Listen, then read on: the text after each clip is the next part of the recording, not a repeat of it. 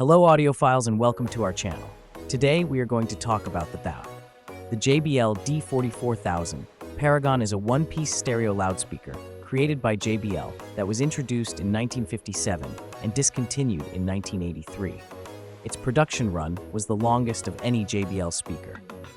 At its launch, the Paragon was the most expensive domestic loudspeaker on the market.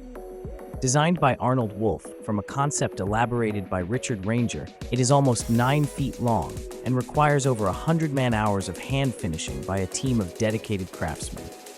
Resembling less a conventional loudspeaker than an elegant sideboard, it is a landmark product for the company that was sought after by the well-heeled and by celebrities. With an estimated total production of about 1,000 units, it is highly sought after by collectors to this day. History of the JBL Paragon. The Paragon is a horn-loaded stereo speaker system within a single 9-foot wide housing.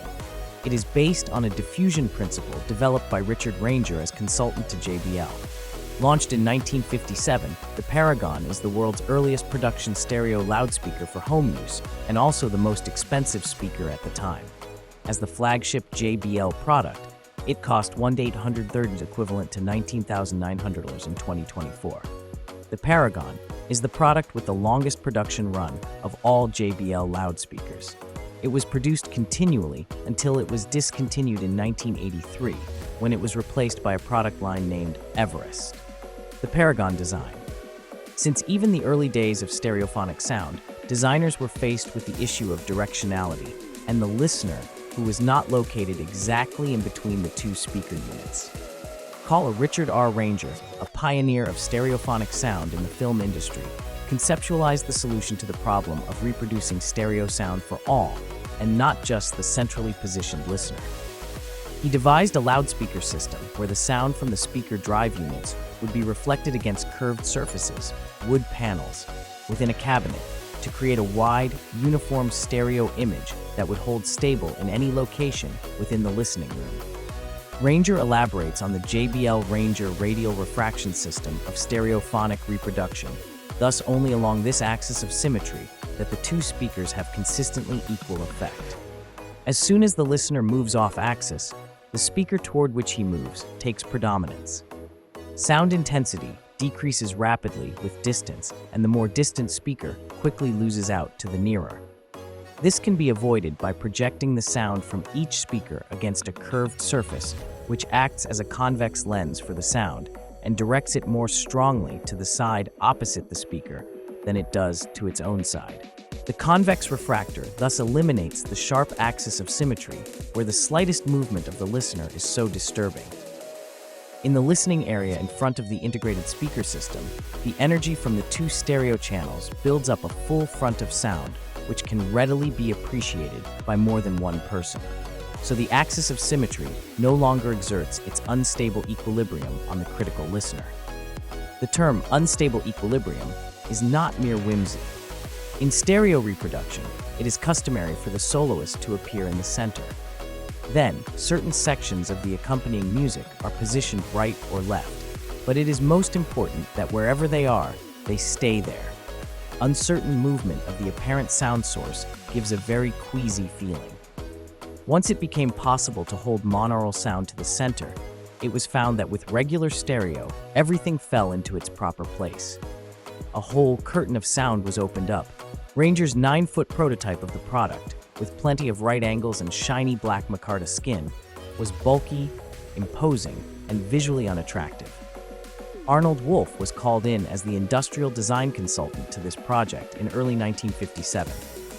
Wolf, who would later become president and chief executive of JBL, was initially asked to produce a shell version for dealers' shops.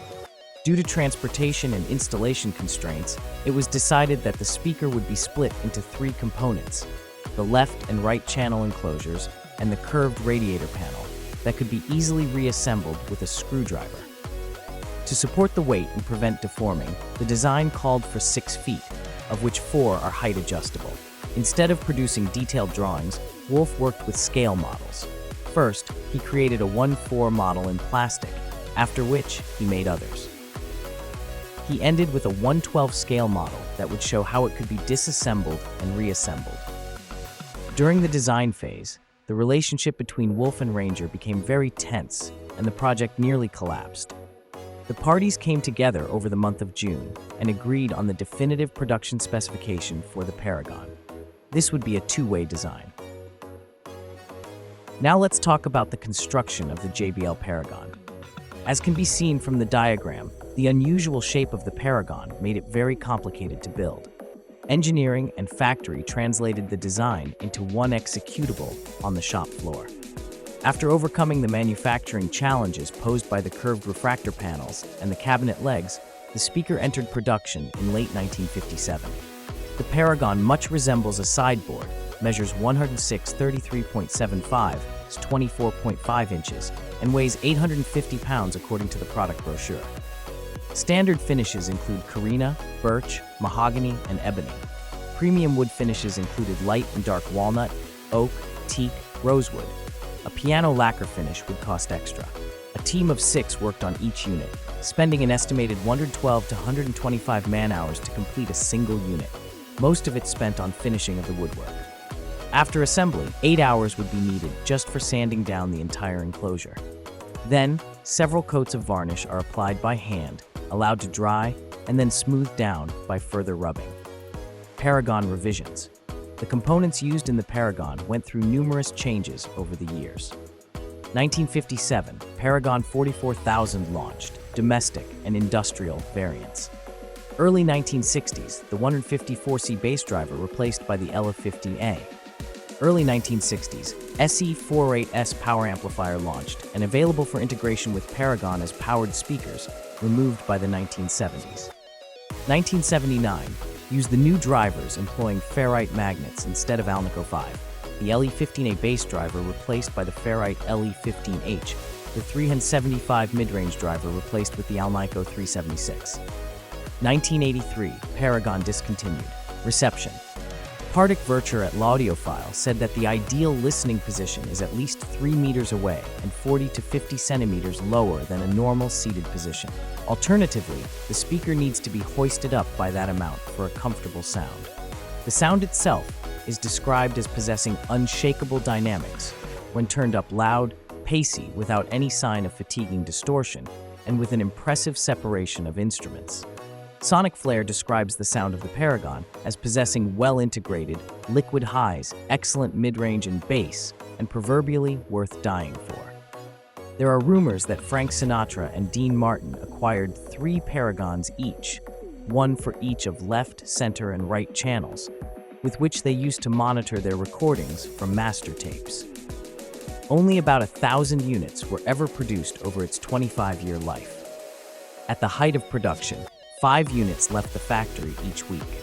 In 2000, units in mint condition would fetch upwards of $20,000 on the second-hand market. It has featured in museum exhibitions, namely one held at Los Angeles County Museum of Art in 2011-12, entitled California Design 1930 to 1965, Living in a Modern Way. Spin-offs and legacy. In 1960, JBL launched a smaller and less elaborate 3-way sideboard speaker, measuring 73.7, 30 x 22.5 inches, named the C45 Metragon. Self-powered Paragons and Metragons employing the JBL SE408S stereo amplifier were optional. A miniature version, the C46 Minigon, was also available in the early 1960s. Thank you for watching. Please support us by hitting the like, subscribe, and share button.